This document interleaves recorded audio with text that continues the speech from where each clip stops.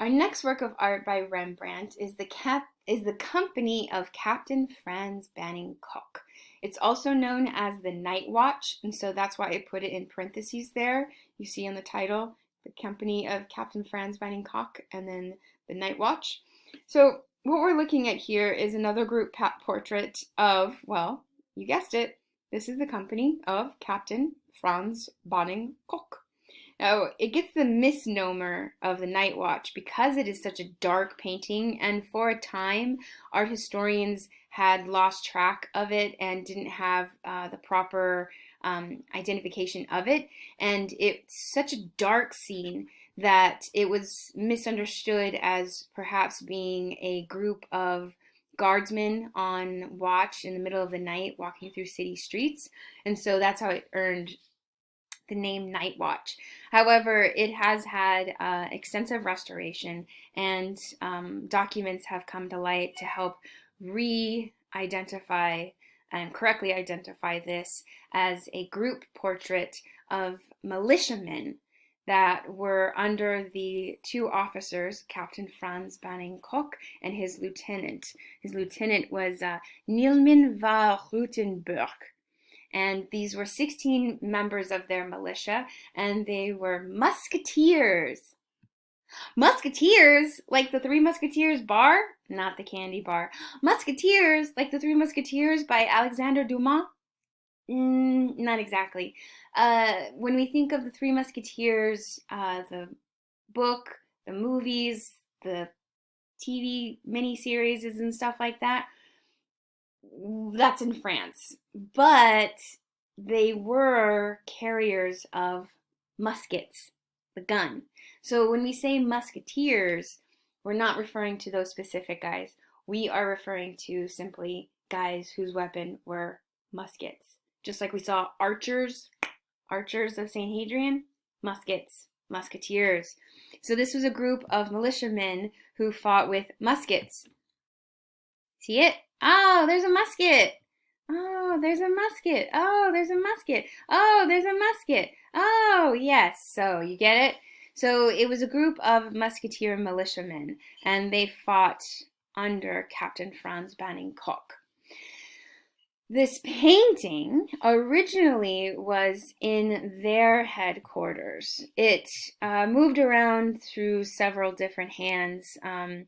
One of the last, it was in their assembly hall, and then one of the last places it was cataloged was in 1750 at their Musketeer Assembly Hall in Amsterdam. But then it was moved around. It was trimmed. I know, somebody cut it to fit a different frame, and so we lost track of it. But now it is housed at the Rijksmuseum in Amsterdam, so their version of the National Gallery in Amsterdam. And it has become a point of national pride. Diplomats will often, hey, like our diplomat, our president, or former president, President Barack Obama. So diplomats will often come and take pictures with this because it is a source of national pride for the Netherlands. Look at this guard here, making sure you don't mess it up, attack it. Watch out. Now, when we look at this scene, what are they doing? Well, we know it's not a night watch. They're not on patrol. Instead, we see them gathering with some flags and some pikes. Okay, we got a guy over here cleaning out and preparing his musket. This guy, he's got a drum, got some dogs walking around, got some kids. You know, these two girls here walking around.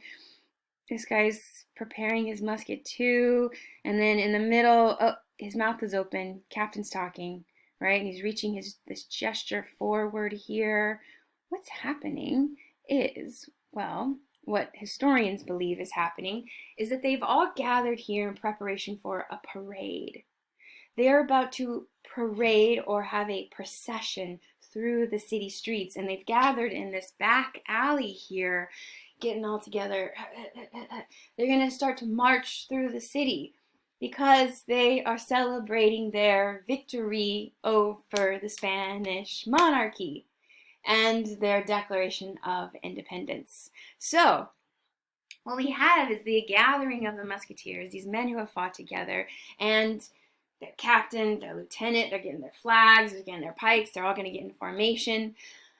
Rembrandt also shows them in various stages of preparing their muskets. Okay, cool. Look at them.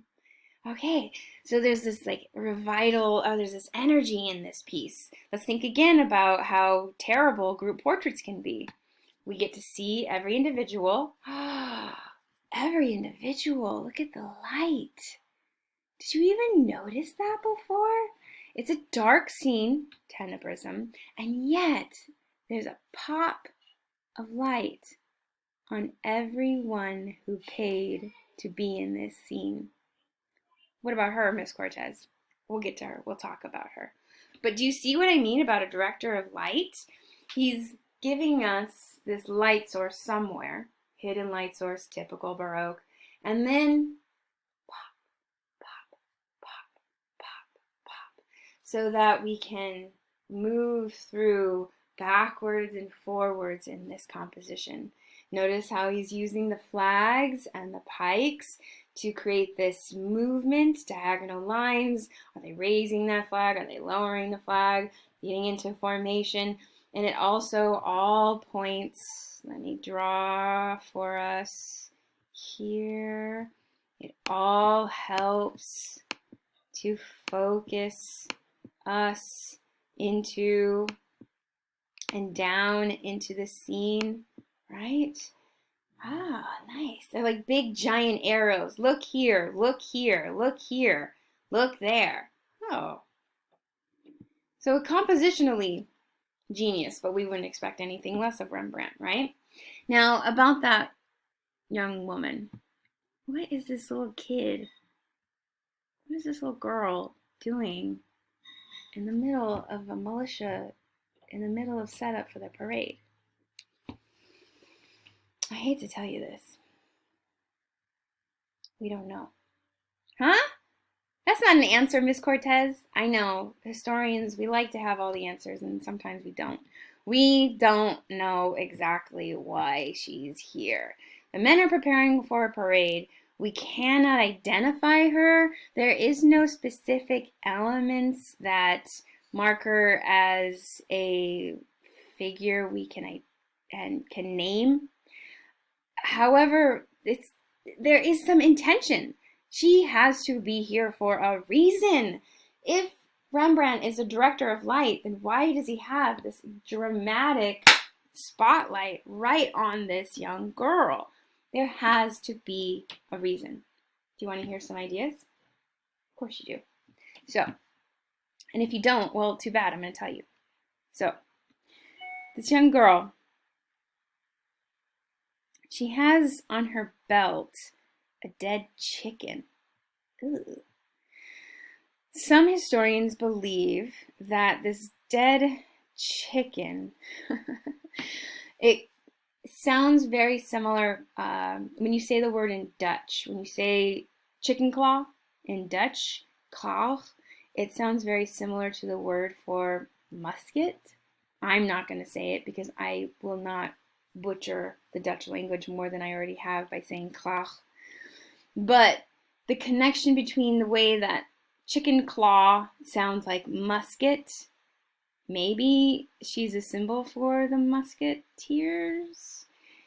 Some have suggested the wings of the chicken making her symbol of victory. Huh, Miss Cortez? Okay, there is a goddess, a Greek goddess named Victory. Nike.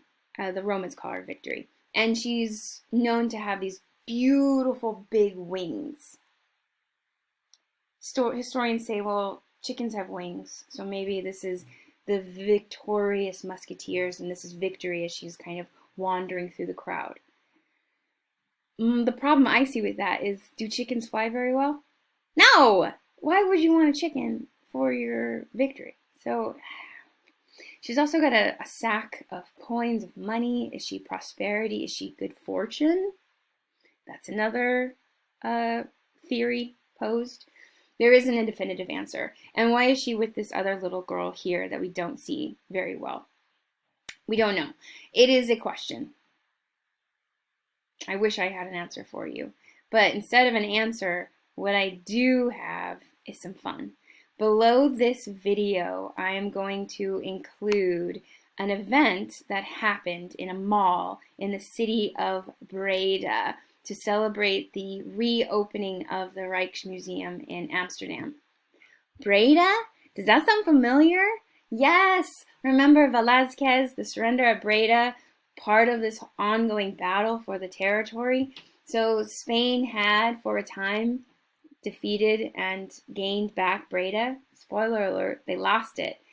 Breda is in the Netherlands, and in 2013, they had this, I don't know, like a mob dance, but like a happening that occurred in the middle of the mall, and it was recorded. So I'm going to put a link to that because it's pretty fun. All right, I'll see you with our next video, Rembrandt's self-portraits.